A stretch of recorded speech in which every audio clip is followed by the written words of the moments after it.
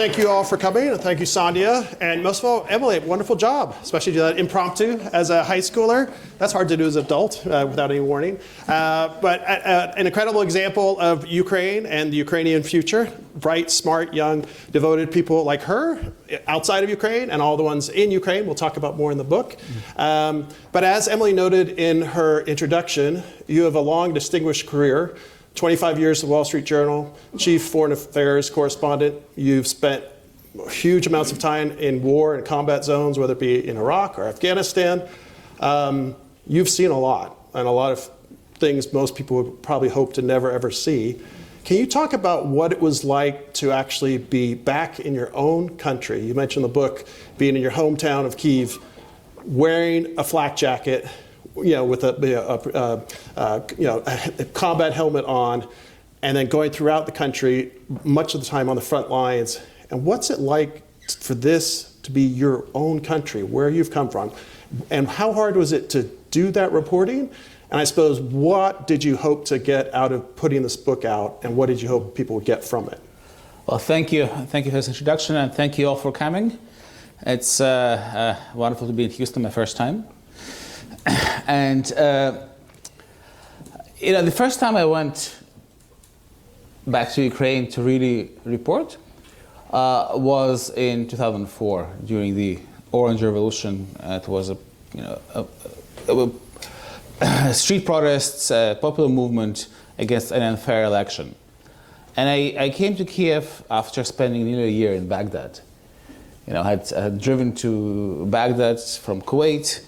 And there were explosions, kidnappings. It was really a horrible place to be in, and really disheartening on a human level. And I remember coming to Kyiv and watching how this popular movement achieved change, reversed this fraudulent election without any violence, without a single window broken. It was very inspiring. And I remember even writing at the time how proud I was to be from Ukraine, and how my country had shown that peaceful change is possible. But that was, of course, internal. That was Ukrainians against other Ukrainians.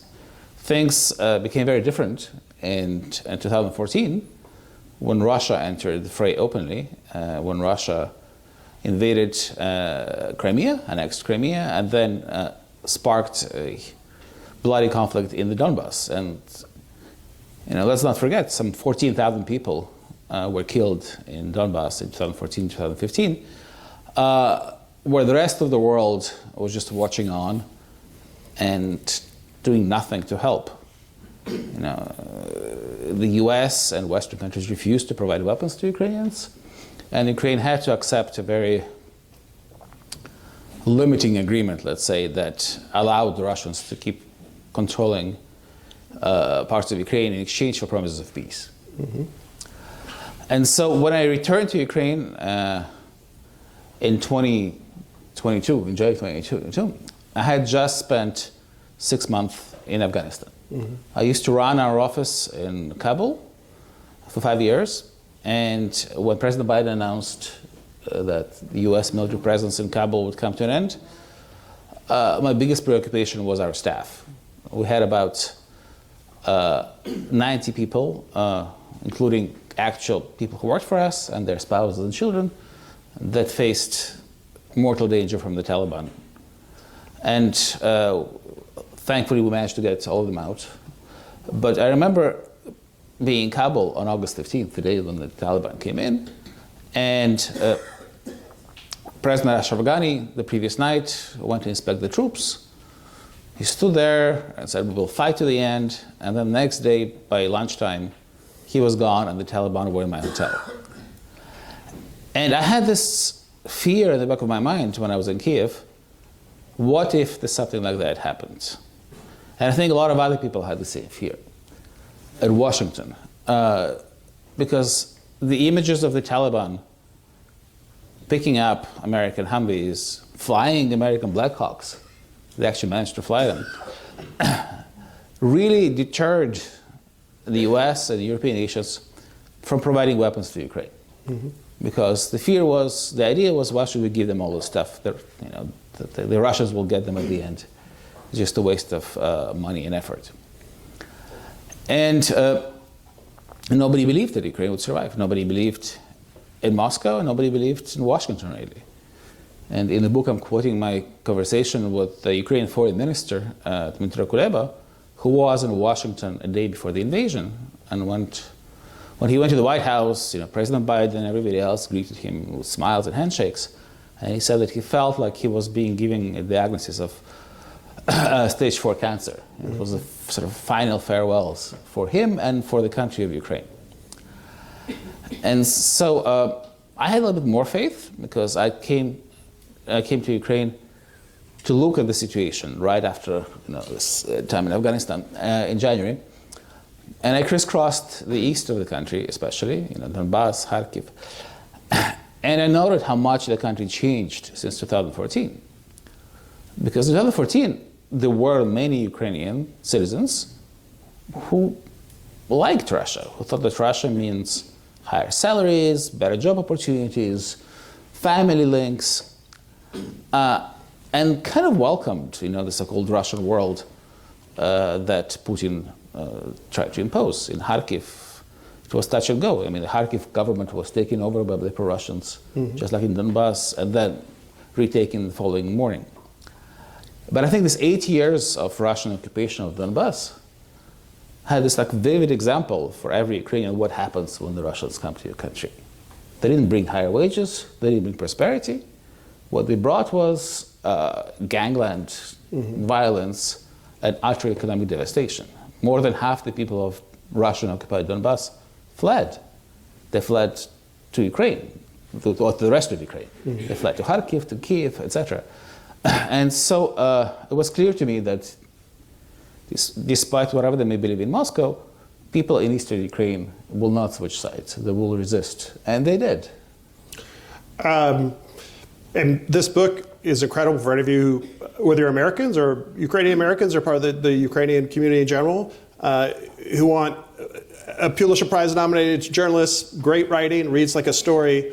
But if you want basically a recap of the lead up to the war itself, especially the first year of the war when Ukraine shocked the world, and you get into, we'll talk about more as well, the last year or so. You interview people at the highest level of government, from Zelensky to everyone on down, the leaders in the Defense Department, the military, intelligence chiefs. And of course, what I really like is you interview ordinary Ukrainians all across the country, even in some of the war zones, some of the villages that have been taken or released and then taken back again. And you really show how the Ukrainian people came together and united, and so many people either volunteered and fought or contributed in so many other nonviolent ways, whatever way they could. It might not surprise people that you open the book with a discussion with the president, former of Ukraine, the day before, the evening before the invasion. But it probably surprised people that you open the book with a discussion with Poroshenko, the president before Zelensky, his rival. And they've kind of been bitter political rivals in some ways. But I think it was a great representation, and maybe you could talk about it, how he said, I am instructing my party to vote for increasing and expanding the powers of the presidency for Zelensky, and we, the Ukrainian people, will be united. Can you talk about really this idea of unity in Ukrainians that maybe hasn't existed at this level ever in recent modern history, and why it was so decisive in holding off the Russians? Yeah, absolutely. So the book's narrative starts the day before the full-scale Russian invasion. It so happened that the former president Poroshenko, who was on trial at the time on allegations of corruption, invited me to talk to him. And the main narrative ends a year later as Ukraine celebrates the 1-year anniversary of the invasion and its survival. Because by then it was clear that the war for Ukraine's independence has been won. The war for Ukraine's territorial integrity still goes on. Right now, 18% of Ukraine is under occupation, but Ukraine as a state has survived the Russian onslaught. And so, in the past, if you look at the past Ukrainian history, in the 17th century, after the collapse of the Russian Empire in 1917, 1920, Ukraine lost its independence and statehood because of internal infighting, because of squabbles, because of rivalries. and then its enemies took advantage of that and squashed the Ukrainian independence. If we look at more recent history, former President Yanukovych, the pro-Russian former president, who then caused that massacre of civilians in Maidan in 2014 and then fled to Russia. He came to power because of infighting among the pro-Western camp in Ukraine between the then President Yushchenko and then Prime Minister Tymoshenko. And so I think that is one lesson that many Ukrainians, I think most Ukrainians, have learned the hard way. And all this political infighting has been put aside, and it's still largely aside, because of this national duty of survival, I would say, of repelling the invader that doesn't really hide its intentions. We have seen what Russian former President Medvedev, who heads the ruling party in Russia, he's the deputy head of the National Security Council, said just yesterday. He said Ukrainians have a choice: become Russians or die. The existence of an independent Ukraine is a mortal threat to every Ukrainian. I mean, you cannot get any more genocidal than that. And when we were driving earlier today, we were discussing a variety of things.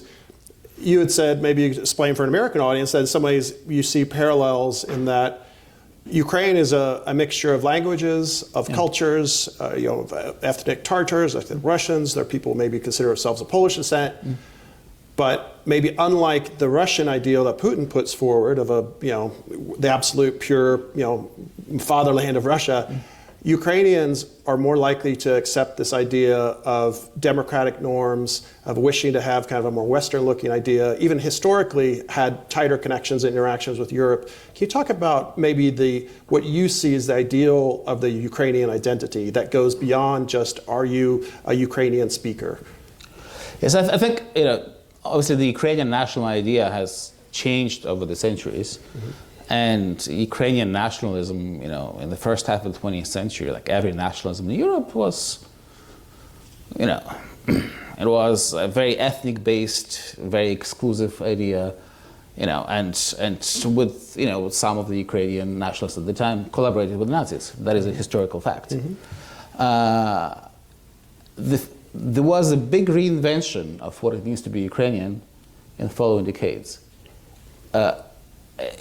Just as there was a reinvention of what it means to be Polish, for example, and Poland. And when independent Ukraine came into existence, the founding principle was that everybody in Ukraine is Ukrainian.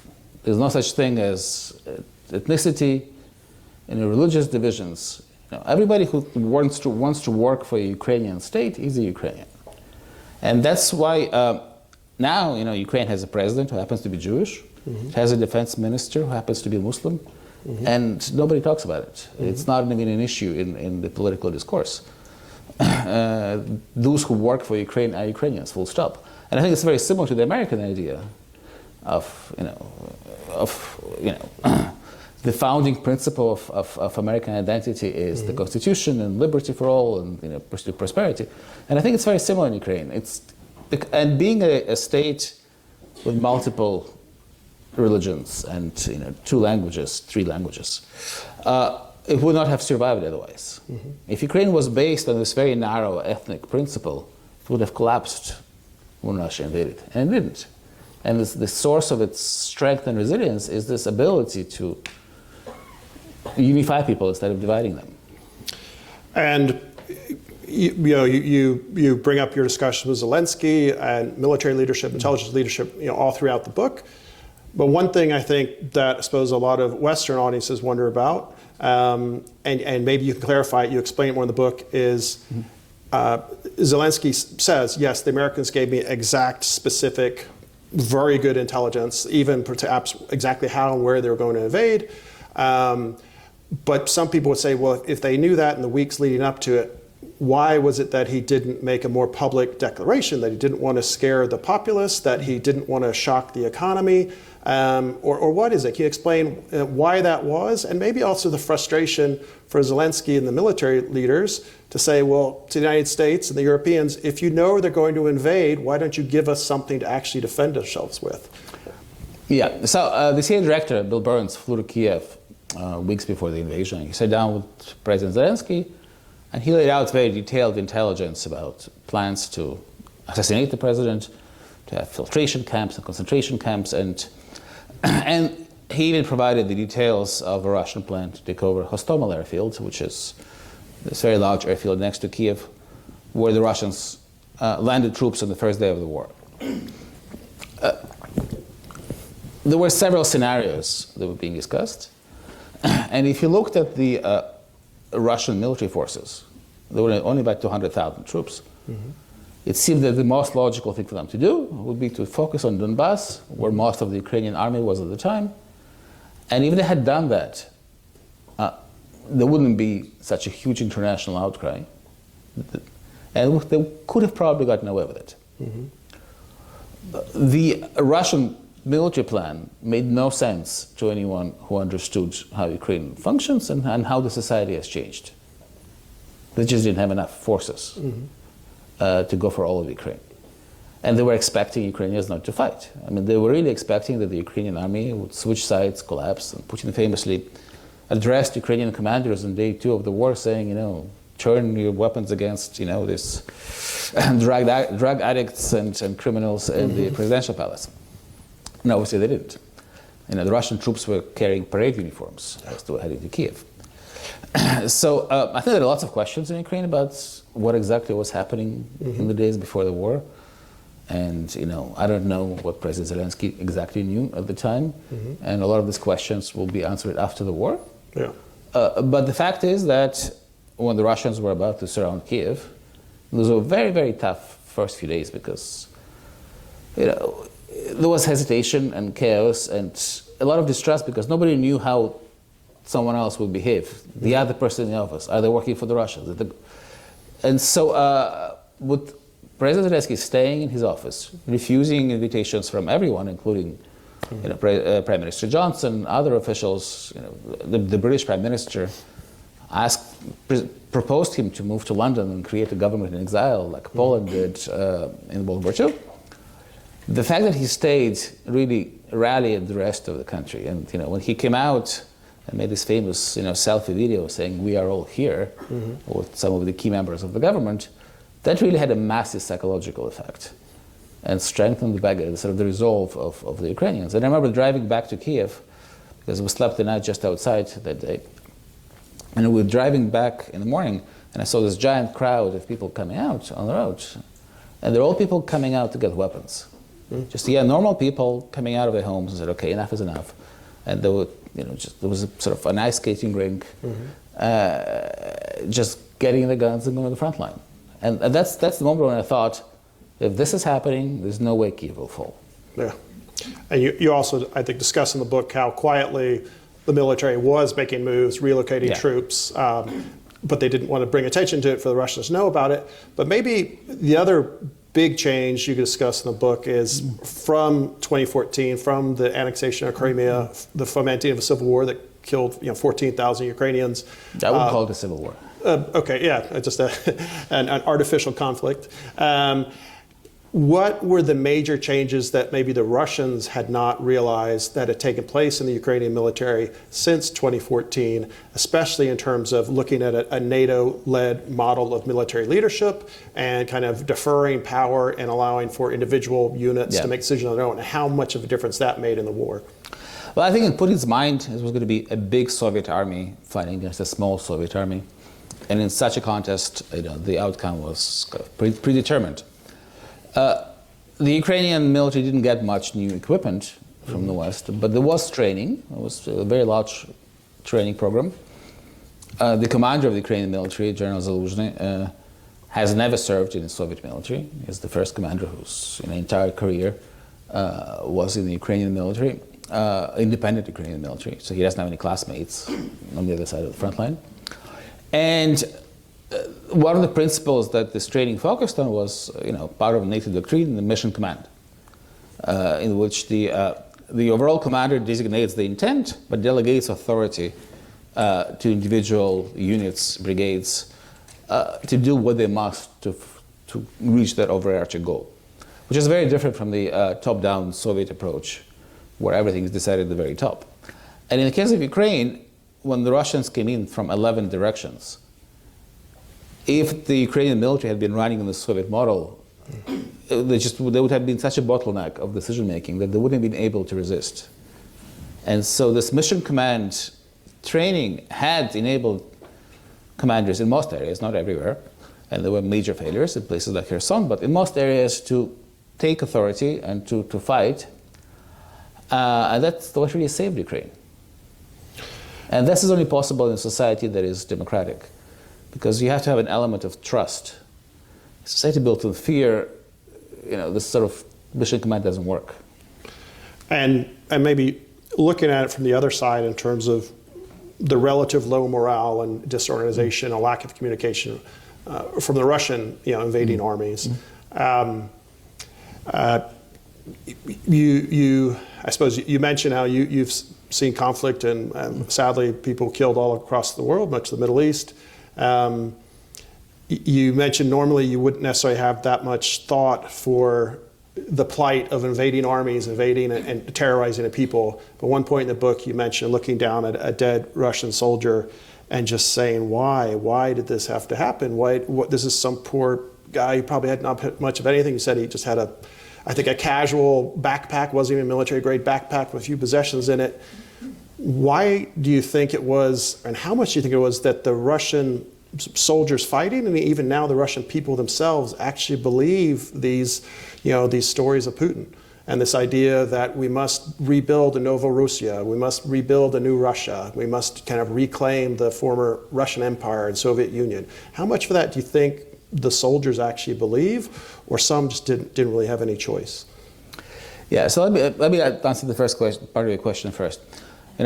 Most Ukrainians have very little pity for Russian soldiers because the more Russian soldiers are killed in Ukraine, the fewer Ukrainians will be killed. It's a very simple arithmetic. But obviously, sometimes you just see things and you cannot not react as a human being. And so the incident you described, which is in the book, so I and the Spanish Pulitzer Prize winning photographer Mano Bravo, whose photos are in the book, and the photo of that is also in the book, where we drove into the city of Liman in Donbass the morning that it was taken from Russian forces. And a retreating group of Russian soldiers was just ambushed, literally maybe 2 hours ago, 1 hour earlier. And so there were all these wrecked cars and bodies lying on the road, and they were still very fresh, so they looked very human. They hadn't started rotting and bloating. And I just remember watching the guy's hand with his wedding ring, just thinking, why did you have to come here and die? For what? Yeah. And so far, however, Russia has had tremendous losses in Ukraine, hundreds of thousands of casualties, and that hasn't dented support for the war in Russia, hasn't really posed a serious challenge to Putin, and we haven't seen any protests about this. So clearly, they still have a capacity, at least as far as public support goes, to keep going and keep killing Ukrainians. And the book goes through all of the kind of major battles or highlights people might know or remember from the news about the war. We don't have time to touch upon all of them, but maybe one or two of them. Bucha is notable for many reasons in terms of the vicious barbarity. If you remember, it's kind of a quiet suburban community north of Kyiv. Almost 500 innocent civilians were killed, many of them tortured, signs of torture, fingers cut out, eyes poked out. Can you discuss how that changed Zelensky's thinking and the Ukrainians' people's thinking in terms of the negotiations that might have been possible before that and the reality of what they were facing in Russia once they saw on the ground what was happening in Bucha? Yeah, so there was a fog of war. And when the Russians took Bucha and all the other towns west of Kyiv, the first thing they did was shut down all communications. They jammed all the phones, so nobody knew exactly what was happening there. And at the time, the proclaimed goal of the Russians was regime change, Ukrainian neutrality, and there were always negotiations that did not lead to any agreement, and it sort of ended at the time when the Ukrainian forces inflicted a defeat on the Russians around Kyiv and pushed them out of the immediate vicinity of Kyiv and then of all of northern Ukraine. And so when the Ukrainian forces entered Bucha and discovered on the 30th of March 2022, 450 people who were being shot, point blank executed, tortured, dismembered. And it's a small town. Bucha is a small town, and 450 people is a big proportion of its population. I think that had a massive psychological effect, because Bucha is not the only place where it happened. But it was the only place, the first place, where the Russians fled so quickly that they didn't have time to hide the evidence of their crimes. Because we know that much worse things happened in Mariupol. You know, in Mariupol, which was surrounded by the Russians, bombed by the Russians for nearly 3 months, we don't know how many people died there. 10,000, 20,000, 30,000. You know, the Russians just bulldozed the entire neighborhoods and just kept the bodies there. And so that's the moment when many Ukrainians understood that the Russian goal is much scarier. The Russian goal is genocide of Ukrainians. Is to wipe out Ukrainian, not just the Ukrainian state and the government of Zelensky, but to wipe out Ukrainians as a culture, as a nation, as anything separate from Russia. And the Russians are very open about these goals now. I'll go back to what Medvedev was saying just the other day. And I suppose while it might be in the West or other parts of Europe, the rest of the world, people might say, well, maybe give back parts of Donbass. That was a restive region where maybe some of the ethnic Russians might be carrying trouble for a long time. You know, let the Russians take it back. Have some form of compromise. Have some form of, you know, give a part of your land, which is most people would never do it in their own country, but they say to another country to consider it. This really crystallized, not just for Zelensky, for the Ukrainian people, that we're going to fight, and we're going to fight as long as we can, and we're not going to make any major compromises. Is that a safe assessment? Well, because at the same time, the discovery of Bucha happened because of Ukrainian military victories.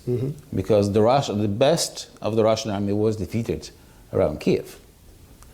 And the thinking went, well, you know, they do the same things to our citizens in all the other areas that are still occupied. How can you let it happen? And, you know, Donbass may have been restive, but many, many people in Donbass, I would say maybe a majority, does not want to live under Russian rule. You know, and hundreds of thousands of them voted for defeat and moved to areas under government control. And, you know, there are many people from Donbass and Crimea and the Ukrainian government in leading positions, you know. The National Security Advisor used to be the mayor of Luhansk, and, you know, the defense minister is from Crimea. And one of the other major kind of battles that took many, many months, a lot of people heard about Bakhmut. You know, in the Donbass, a smaller size city that's basically completely obliterated. Almost every building has been destroyed or damaged. Tens of thousands of Russians and Ukrainians killed or injured there. Can you explain to people who might say, and you quote even Ukrainian officers saying, why are we doing this?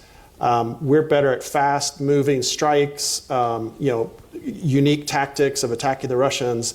But if we're getting to a slog, you know, person by person, 100 people by 1,000 people, if it's going to be a battle of attrition, the Russians are going to win. Can you explain what the thinking was to fight so definitively for Bakhmut, despite the enormous losses, and what do you think the result actually was? Yeah, so Bakhmut was a very special city. It was famous for its sparkling wines. It had this massive underground cellars where they made champagne-style wines, and I went to taste them and visited just before the war, knowing sort of, you know, it'd be very unlikely to visit later. It is a small town, but it's a strategic crossroads, and in this sort of war, the decision was made to hold the ground there as opposed to the next town over.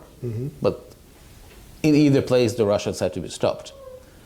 And there was a lot of concern among Ukrainian officers and soldiers at the time about picking that battle, especially because the Russians fighting there were almost all from Wagner, you know, this mercenary paramilitary group, and most of them were convicts. Basically, any criminal in Russian prison who's there with a life sentence or very long sentence for murder, rape, any sort of crime, they could sign up and go to Ukraine, and if they survived 6 months, and most of them didn't, they would be set free and go home. And so Wagner sent tens of thousands of these convicts there. And I remember being there on the front lines with one of the Ukrainian commanders, who is actually a leading tennis player. He was saying, we are losing our best, and they are losing their worst. It's not a fair trade. But I think if you look at what happened there, the worst was avoided, because the biggest fear was that the Russians would encircle the Ukrainian troops in Bakhmut and capture them. And that didn't happen. The Ukrainian military managed to have an organized retreat. And the end result of that contest was that Wagner ceased to exist as a military force. Wagner was the only Russian formation that was able to advance since the spring of 2022 in Ukraine. And after all these massive losses, Prigozhin said 30,000 people lost there, Wagner had an uprising, as we all know. It failed and has pretty much been disbanded. And so Ukraine no longer has this most potent enemy on the battlefield. In the book, you highlight the incredible courage and also innovation and kind of just dynamic decision-making that was on the moment, big changes when the Ukrainians, people remember, made enormous gains in taking back huge amounts of territory around, first around Kyiv and then later around Kherson. Ukraine has taken back a large amount of the land that was taken by the Russians. They have basically, the Russians after the first few weeks of the war were kicked out of all the land they'd taken in northern Ukraine, anywhere near Kyiv and elsewhere. But can you discuss the kind of realities, and they're not necessarily to be unexpected, of what was the kind of counteroffensive that was started in the summer, and kind of maybe where things are in the war now in terms of, we have almost World War I type trench warfare, dug in positions, but with modern equipment of drones and radar guided artillery and all that sort of stuff. Where's the war now, and how do you see? We're obviously a long way for conclusion, but where do you see it going maybe the next 3-6 months? Yeah. So Ukraine has regained about half of the land that had been occupied, and there was this major success, the offensive in Kharkiv, that then went to Donbass and then culminated in Kherson. And that offensive happened at the time where Russia was at its weakest. Russia had about 100,000 combat troops in Ukraine. Putin had been refusing his general's requests for mobilization, because doing so would have been an admittal that the special military operation is not going to plan. And that was really the opportunity. And the Ukrainian government, the military, and the President Zelensky and the defense minister were asking for weapons for month and month. They were asking for Western tanks, more artillery, for aircraft, and they threw numbers, and they were dismissed as completely outlandish.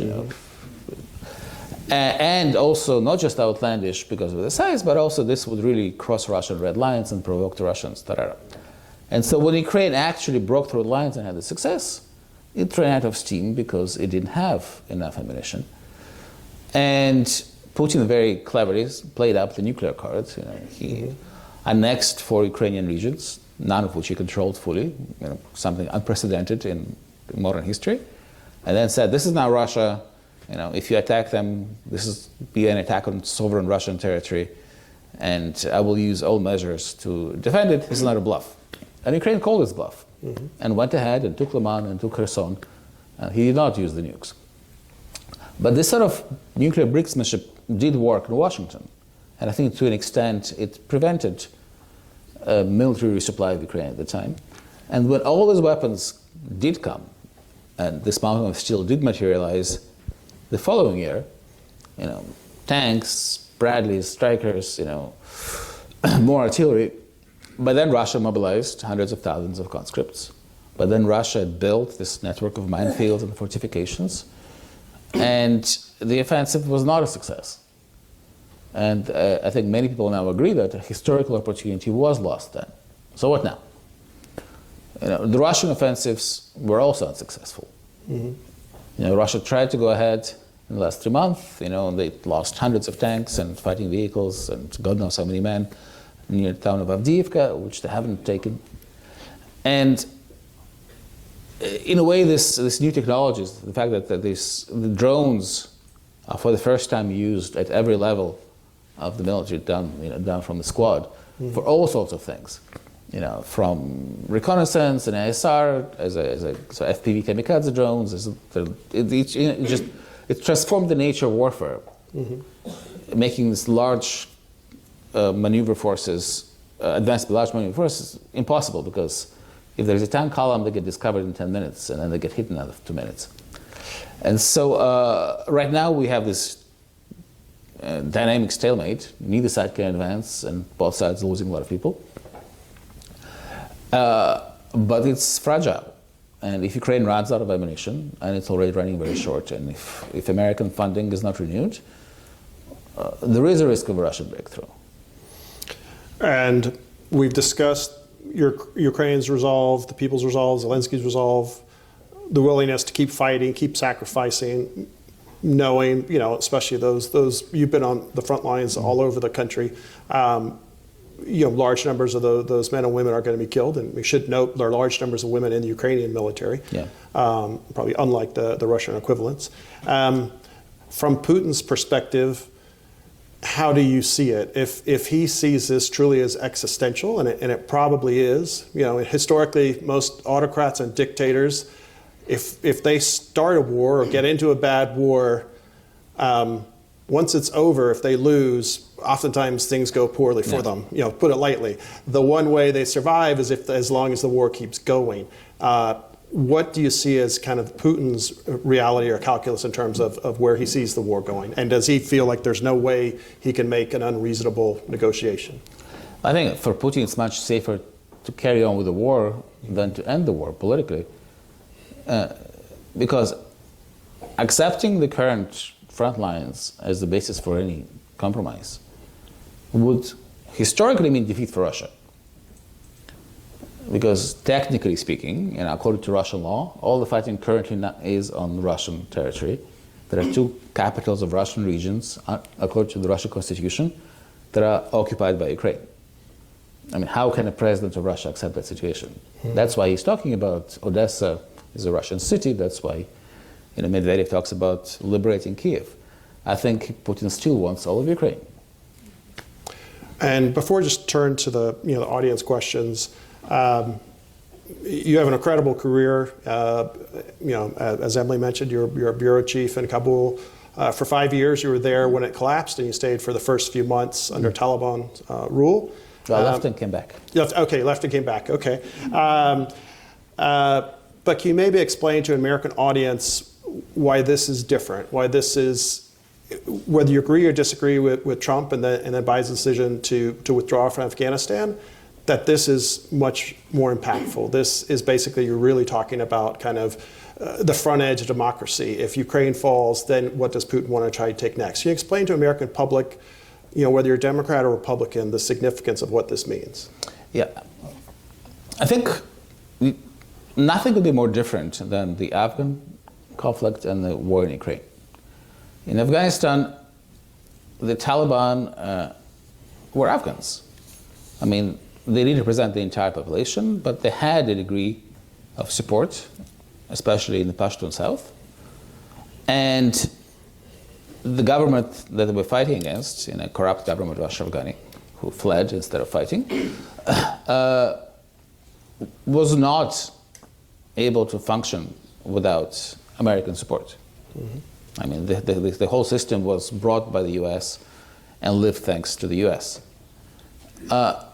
And it was fundamentally an internal conflict between 2 groups of Afghans, or more than 2 groups of Afghans.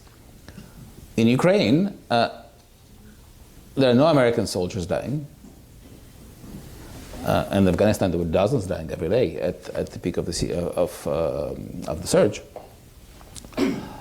In Ukraine, there is no conflict between 2 groups of Ukrainians. You have a foreign invasion, and most Ukrainians have come together to defend the country, and they have done so on their own in the first weeks of the war, organically. And so all they need is ammunition for their weapons, just because they're running out. And if we remember, the entire NATO alliance was created to deter Russia, and now Ukrainians on their own, without any loss of life to any of the NATO countries, for a relatively small amount of money, because it's just a fraction of the US defense budget, have not just decimated, like destroyed half of the Russian military. And just a few questions here related to the Ukrainian military. I'll maybe try and put some together as well as I can. Robert asked, can you discuss U.S. and Europeans, and you discussed them for the Carpathian Sea and the Foreign Legion, foreigners fighting in Ukraine, and then another good question here related to Ukraine. Carol asks, what's the status of Ukraine's Air Force? Maybe related to that, what's the status of F-16s and other kind of capabilities in that regard? Yeah, it's a very good question about the foreigners. And, in the very desperate hour of Ukraine, in the very first days of the war, President Zelensky made this appeal saying, this is a battle for freedom in the entire world. Anybody who wants to come and help us is welcome.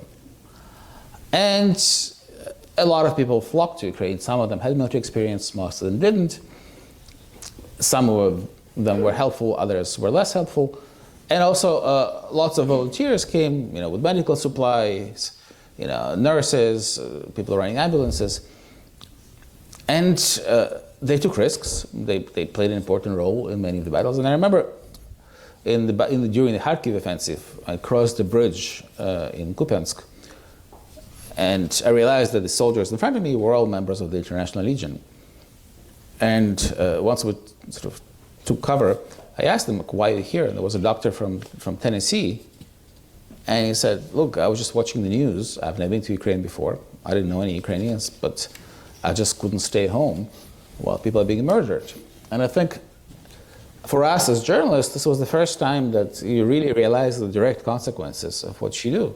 Like, you explain a situation, actually people in Alaska or in Tennessee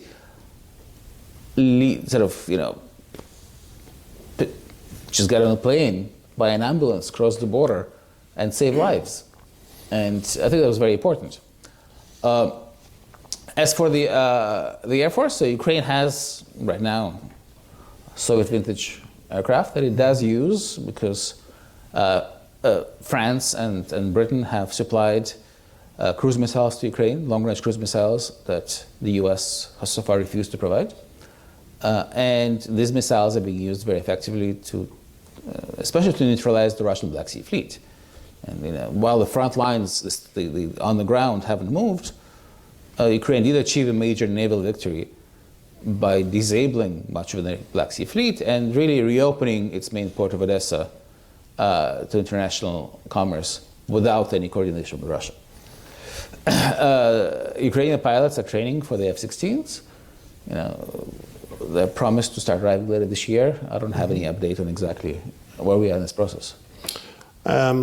And I'll try and get through these questions, but a lot of good questions. Might combine them rather quickly. David asks, do you believe that eventually, basically, beyond hardware and ammunition, it will be necessary to supply soldiers themselves from the West to support their war against Russia? And related to the military, again, and maybe just a bigger, broader picture, it's something that a lot of people have concern about. Obviously, a lot of Ukrainians themselves, more than anybody. Cynthia asks, my friend fled from Donbass to Kyiv. She describes the corruption she sees related to supplies. How ubiquitous is corruption, and is it too normative culturally to change? So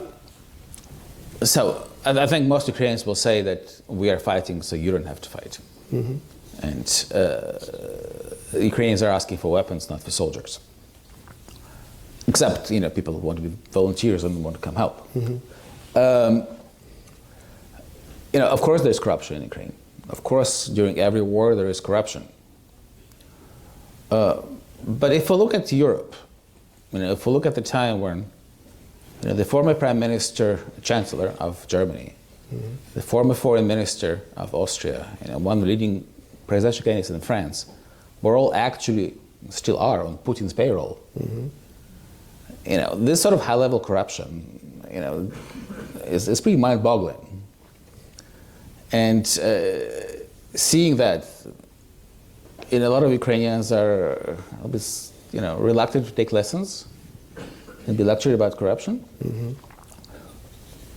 But it does exist, obviously, and President Zelensky has just fired all the heads of the recruitment offices for the military because the head of the office in Odessa turned out to have a villa in Spain that was worth many, many times his salary.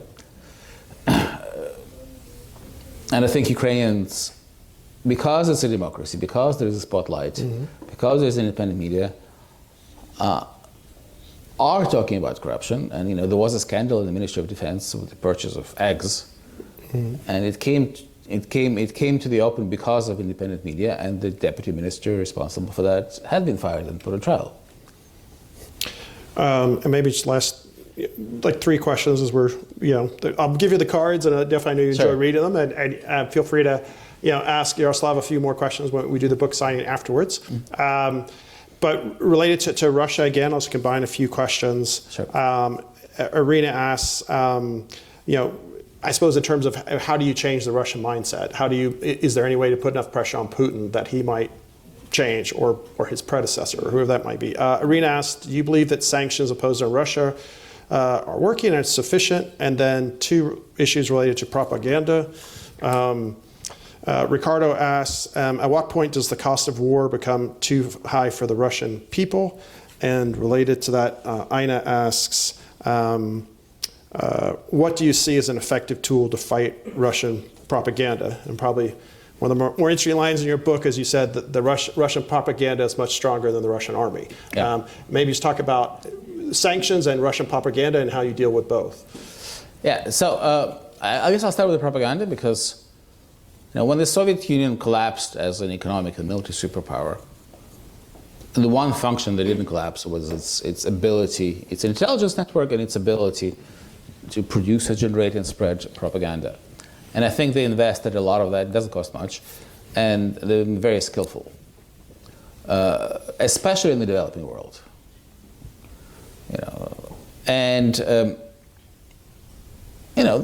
They have this multi-pronged approach. They say 5 different things that are contradictory to 5 different audiences, and they stick.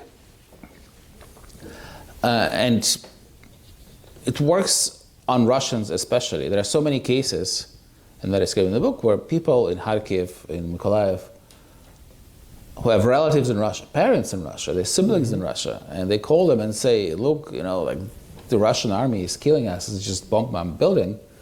And that woman's father tells it it's impossible, it's the Nazis who are, I don't believe you, I believe television. Yeah. That is really a fact, but I kept hearing this narrative over and over again. And so it is a fact. The Russian people, well, we have seen that the Russian people so far, obviously it's very hard to protest in Russia, if you criticize the special military operation, you end up in prison for very long terms. The Russian people have voted with their feet. When the mobilization was declared, hundreds of thousands of Russians escaped and left the country. Some of the brain drain was huge. But so far, that has not endangered the regime. But the sort of systems are hard and brittle, as an intelligence officer would say. And so the Prigozhin rebellion was not something anybody predicted. So we don't know what can be the next catalyst, the next brittleness of it. I just got 2 questions for sake of time, just to wrap up. Dell asks, can you discuss the impact if Congress doesn't approve the Ukraine's, this aid package and really kind of military and economic aid from the United States and Europe going forward? So obviously, Ukrainians already see it on the battlefield because the pipeline has, the influx of weapons has slowed down to the trickle, is now pretty much stopped. And so you already have, at the same time, Russia secured, several hundreds of thousands of shells from North Korea. So while in the battlefield there was almost parity, even Ukrainian superiority in firepower back in September, now the Russians again have a huge advantage, maybe even as far as 5-1 in the number of shells they can fire. So it's critical, and all this delay is measured in lives of Ukrainian soldiers every day. Every day people are dying because they don't have enough ammunition. And no matter how motivated you are, if you have nothing to shoot with, your motivation can only take you so far. The Europeans are trying to step in, and let's not forget, Europe now accounts for about half of overall aid to Ukraine. And countries that are closest to Russia, such as Poland, such as the Baltic states, such as Finland and Scandinavians, obviously see this as an immediate threat to their own national security, and they are doing all they can to help militarily. I think Germany has also really stepped up in the last few months, and they have made these commitments going forward. But there is only so much the Europeans can do because they don't have the capacity to make stuff that the US has. And a lot of this ammunition, there is a shortage here, but the US has massively larger stockpiles than all the European countries put together. And just related to that, when the war started, it was pretty much in the U.S., I think, largely a nonpartisan issue. It was equal and strong support from the left, from the right, from conservatives, from liberals, from Democrats and Republicans for the Ukrainians.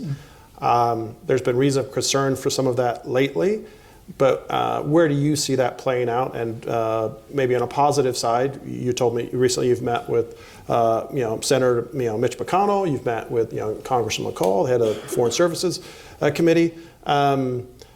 Where do you see that maybe hopefully political divide in the U.S. hopefully being reduced so that there is equal support for Ukraine going forward? I did not meet with Senator McConnell. I just met with staffers. Oh, staffers. Okay. But on this trip. I think the problem for Ukraine is that a lot of this debate is no longer on the merits of the war in Ukraine, because help for Ukraine has become entangled in broader political issues such as border security,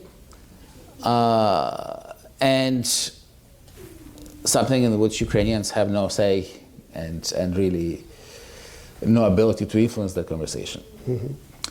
And everyone in Ukraine hopes that this gets resolved, because the consequences, I think, will be dramatic, not just for Ukraine, because you hear some voices saying now, this is not America's war, let it be. And this was true 2 years ago. 2 years ago, when the US closed the embassy, pulled back from Kyiv, gave Ukraine a box of javelins, and said, good luck having insurgency, pretty much. It would not have been seen as an American defeat. But now, after 2 years of this, after hundreds of billions of dollars spent, after all this political and military and economic commitments, and after all these promises of standing with Ukraine and as long as it takes, the world sees us as Russia fighting not just Ukraine, and certainly the Russian government tells its citizens they're fighting the NATO alliance in America. And a Russian victory in Ukraine now would be seen as a historical defeat of the West. And China is watching, Iran is watching. It will have traumatic repercussions, not just in Europe, but also in Asia and the Middle East. And at some point, you just have to stand. You have to stand. And we're not even asking Americans to fight. They're just saying, just help us. Just supply us with weaponry. Just supply us with funding. I think the cost of helping Ukraine is much smaller than the cost to America's ability to influence the world that protects national interests will be in case of Russian victory. And if Putin's goal is to kind of reestablish, the new Russian empire, after the fall of the Soviet Union, there are 25 million Russians who are living outside of current-day Russia, all across the, Estonia, Latvia, Lithuania, Kazakhstan, Ukraine. The potential is he survives another few years. He sells 10 billions more to the Europeans of oil and gas, or others, or the Indians, or whoever, the Chinese, rebuilds his army, and maybe he comes back at Ukraine again, and comes back someone else. Well, I think if he manages to gobble more land, he will just take its citizens and send them to the army. And this was the Russian kind of empire mode of operation all along. They would conquer land, conscripted citizens, and send them somewhere else to conquer more land. They would take the Poles and send them to fight in Central Asia. And so, but I think it's not just about Russia. I think it's about the global order and the calculations of every other rival of the US and its allies. And we now see this alliance between Russia, Iran, and North Korea that has become a military alliance forming. All their calculations take into account what happens in Ukraine and whether the US and its allies have the stamina to last more than a couple of years. Great question from a student. Before we conclude, I will ask you all, I'm going to try and get Yaroslav over to that table quickly. So maybe if you'll forgive us walking quickly, get him over there so he can sign the books. Incredible book. I recommend it to all of you. Please get it if you want to learn more about the war. But a great question from Dalton from the Audi International School, one of the best attending high schools for all of our events. So thank you to all of you from Audi for coming to this event and so many others. Dalton asked, what do you think the Ukrainian people believe that post-war Ukraine and the world should look like? I think Ukrainians have the same aspirations as everyone else. They want to live freely, they want to raise their children, they want to have interesting jobs, they want to go to school. And they were doing this before the war changed everybody's lives.